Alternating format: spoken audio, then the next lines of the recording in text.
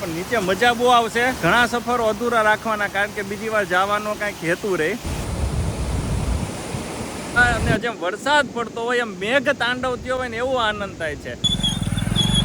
કે ભરને ઝરી ભરેલા વ્યારા, પછી અહીંથી સાપુતારા, વઘઈ, આહવા, ભેંસ કાતરી. અહીંયા પનિયારે લખ્યું ને નીચે આનો ફોટો મૂક્યો. એટલે આમ તો ગુજરાતીની અંદર 2 પ્લેટ ઢોકળા અને 1 સેન્ડવિચ.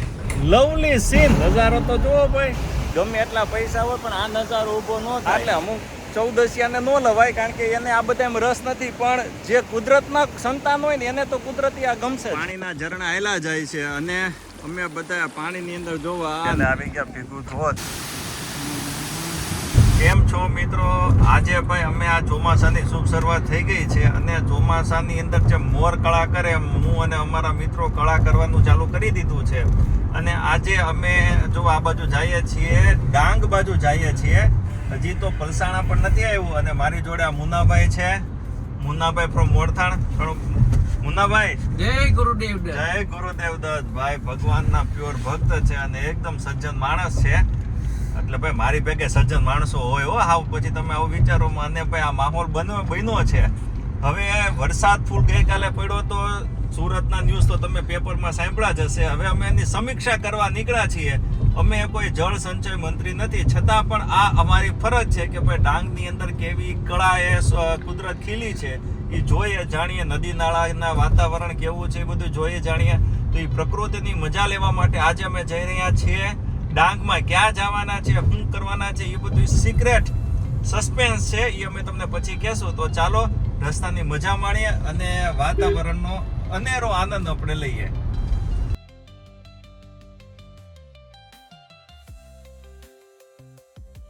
અને હવે આ સુમુલ ફેક્ટરી બાજીપુરા અને ગુજરાત સ્પેશિયલ ઢોકળા અહીંયા મળે છે. સેન્ડવિચ પણ સારી છે, ચીઝવાળી. એટલે અહીંયા થોડોક અલ્પાહારનો આનંદ લઈશું. અત્યારે બાળકોની સ્કૂલમાં મધ્યાહન ભોજન આપે છે. એ સુંદર શું કહેવાય બાળકોની સ્કૂલો એને શું કહેવાય છે ગુજરાતમાં? આંગણવાડીમાં. એટલે અમે અત્યારે કેટલા બપોરના 2:30 વાગ્યા છે, એટલે હળવો નાસ્તો કરી લઈએ અને પછી અહીંથી આગળ વધીએ. વિશ્વવૃત્તીય ધૂળિયા પ્રદેશમાં આટલી ગરમીઓ 8-8 મહિનાના આવું વેધર હોય આપણને આનંદ આવે. 2 પ્લેટ ઢોકળા અને 1 સેન્ડવિચ. હોના રૂપાના ઓલા કેમ વાયટકા હોય એની જેમ પણ મસ્તીનું લીલું લાલ મરચું.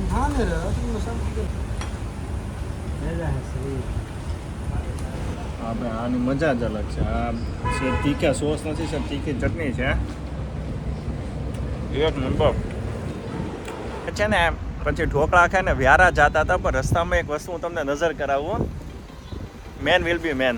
અહીંયા પનિયારે લખ્યું ને નીચે આનો ફોટો મૂક્યો. ગુજરાતીમાં પનિયારી કંઈક પણિહારી કંઈ નથી ખબર, પણ અમારે એમ કહેવાય કે ઝવેરચંદ મેઘાણીની કવિતાની અંદર છે ને પણિહારીનો એક ઉલ્લેખ થતો, તેમ કે સુંદરશ્રીની નજાકત કેવી હોય, કેવા એના વાળ હોય, કેવો જોબનવંતી બાંધો હોય, કેવી આંખો હોય, તો એમાં પણિહારી આવતું હતું. એટલે એ પનિયારી ને આ બધું ભેગું આવ્યું ને તો મેં કીધું તમને આ એક આનંદ કરાવો એમ. અને ભાઈ અહીંયા આ જ રોડ ઉપર છે ને તમને ક્યાં ક્યાં ગામ મળશે કહી દઉં. વ્યારા, પછી અહીંથી સાપુતારા, વઘઈ, આહવા, ભેંસ કાતરી, આંબા પાણી, બધા ફરવા જેવા સ્થળ. જો ડાંગ એટલે તેતરા યુગનું બહુ ગાઢ જંગલ કહેવાય. એટલે ચોમાસામાં લગભગ 8 કે 10 વખત અહીંયા આવાય મિનિમમ. અમે બધે 25-30 વખત આવીએ છીએ.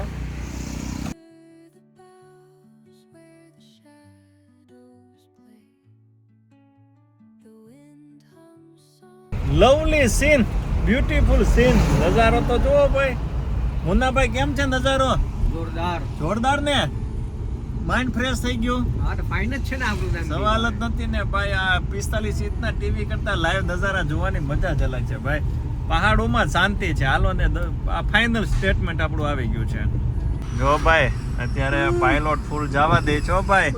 શબરીધામ, વઘઈ, વાંસદા રૂટ ઉપર છીએ.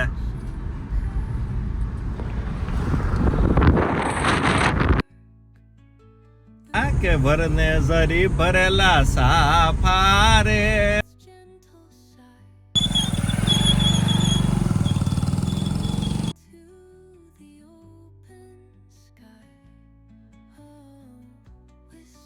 માહોલની મજા લેતા અમે 7 સમુદ્ર પાર અમે આવી ગયા છીએ ભેંસ કાતરીની બાજુમાં માયાદેવી મંદિર. મંદિર તો છે પણ કે કુદરતની વચ્ચે છે ને એ તમને બતાડવું છે. તો અહીંયા ભાઈ કેન્ટીન જ છે. આટલા એરિયામાં આવો તો એક જ કેન્ટીન છે. અહીંયા જે મળે ને જેવું મળે ને ભગવાનનો પ્રસાદ સમજીને ખાઈ લેજો ભાઈ. એક નંબર વ્યૂ. કાળી વાદળડી તને વિનવું રે બે ઘડી, નાચી લે ને રંગ મોરલા. વ્યૂ બતાડું ભાઈ. ઘર ઘર અરે ઘર અરે મેઘ ઘટામ જો તો ખરા ભાઈ.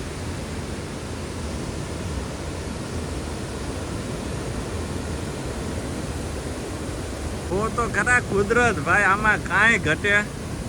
આ હા હા મેઘ તાંડવ ભાઈ, કેમ કાંઈ ઘટે નહીં ભાઈ. આ કાશ્મીર વ્યૂ. આ પહેલાના સમયમાં વરસાદ નહોતો આવતો ને જેમ મલ્હાર ગાતા હતા, મેઘ મલ્હાર ગાતા હતા, અને જેમ વરસાદ પડતો હોય એમ મેઘ તાંડવ થયો હોય ને એવો આનંદ થાય છે.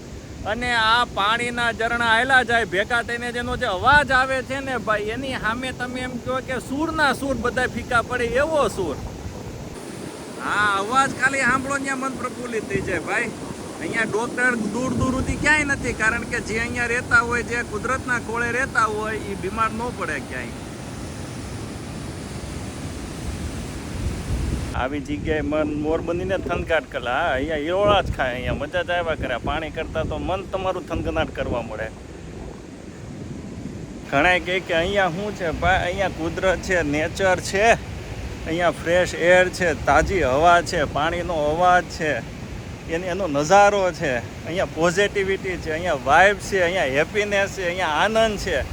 કરોડો રૂપિયા જે દેતા ન મળે ને એ બધું અહીંયા છે ભાઈ. ગમે એટલા પૈસા હોય પણ આ નજારો ઊભો ન થાય. આ છે અહીંયા. હા, એટલે અમુક ચૌદસિયાને ન લવાય, કારણ કે એને આ બધામાં રસ નથી, પણ જે કુદરતના સંતાન હોય ને એને તો કુદરતી આ ગમશે જ.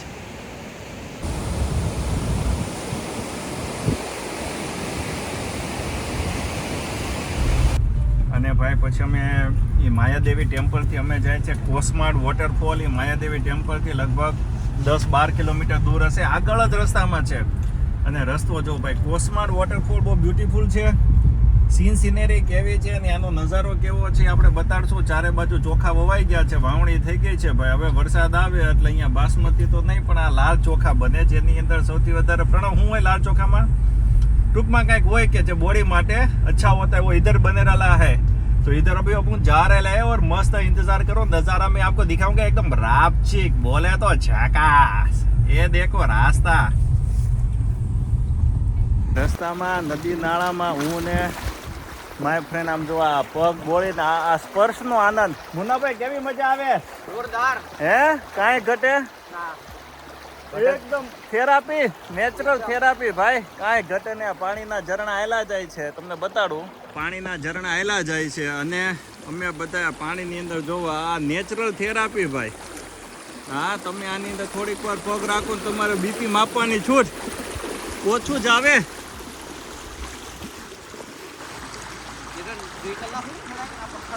આ જો ભાઈ રિવર વ્યૂ, હો ભાઈ river view. Made in Thailand, અરે made in Goa, made in Goa. River view ને એવું બધું લેવા હાટું લોકો 3,000 ના રૂમ ને 10,000 રૂપિયા આપે. River view only. પછી આ એ અલગ વસ્તુ છે, પડદા તો ખોલે જ નહીં, વ્યૂ એમનો પડ્યો રે.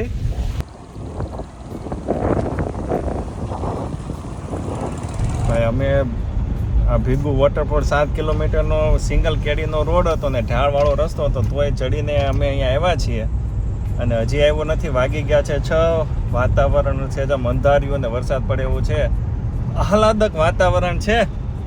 અને આ સિટીવાળા આ બધા એને રોમેન્ટિક વેધર કે, અમે આહલાદક કહીએ ગુજરાતી મીડિયમ. અને મુન્નાભાઈ તો સ્પેશિયલ મોરથાણ ને, મોરથાણ. અને આ પ્રણવ એ પણ ગુજરાતી મીડિયમ, ભણાવે ઇંગ્લિશ મીડિયમમાં, ટીચર છે બધી પ્રકારના. હા, અમે ટીચર છીએ પણ અમારો સબ્જેક્ટ ખાલી અમને ને અમારા સ્ટુડન્ટ બેને જ ખબર છે, એટલે તમને હું આ વાતાવરણ બતાડું. ચાલો.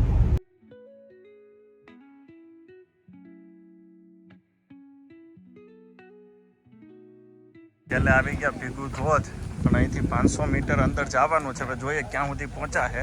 છત્રી લઈ લીધી છે જોડે. અહીંથી અમારે એણે કીધું 1.5 કલાકની ટ્રીપ છે, એટલે મેં કીધું જ્યાં સુધી ધોધ દેખાય નહીં એટલી જગ્યાએ જાશું. 10 મિનિટ પછી અમને ધોધ દેખાઈ જાય. એટલે મુન્નાભાઈ કહે છે કે આપણે છેક સુધી જઈએ નીચે. હા એ નાખી એના એનો ઉપવાસ છે ને મુન્નાભાઈ ફૂલ એનર્જેટિક એમાં હું ગામડાએ રહ્યા અને જમીનથી જોડાયેલા માણસને એટલે ખેડૂતને થાક નહીં લાગે અને અમે સિટીમાં નાના મોટા થયા એટલે મુન્નાભાઈ કહે છે કે આપણે નીચે જવાનું હોય ને નહીં મુન્નાભાઈ એણે એવું કોઈ સ્ટેટમેન્ટ નથી આપ્યું પણ મેં કીધું અહીંયા આવ્યા છીએ તો ધોધ જોઈને જાય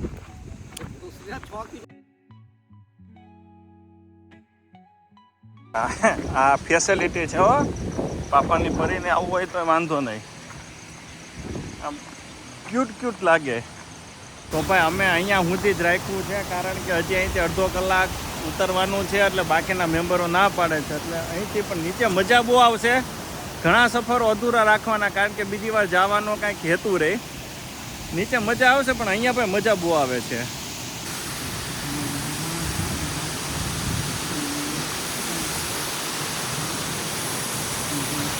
આ ટ્રીપની બહુ જબરજસ્ત મજા આવી અને આ ચોમાસું ચાલુ થયું છે એટલે હજી ઘણી બધી જગ્યાએ જવાનું છે આ વિડીયોમાં જેટલું બતાડાતું એટલું મેં બતાડ્યું છે નવા વિડીયોની રાહ જોજો ત્યાં સુધી ગુડ બાય સબક પુષ્પા ચોકા કરીશ